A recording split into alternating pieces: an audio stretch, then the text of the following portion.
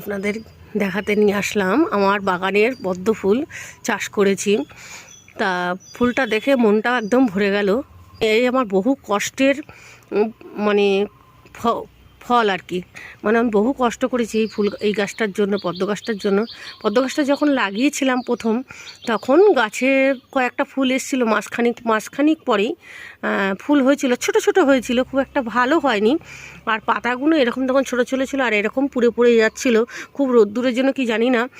আর এই এখন দেখছি একটু ঋতু চেঞ্জ হওয়ার পর থেকে আস্তে আস্তে দেখুন গাছের পাতাগুলোও বড় হচ্ছে, আর গাছের ফুলগুলোও সুন্দর হয়েছে। এই দেখুন,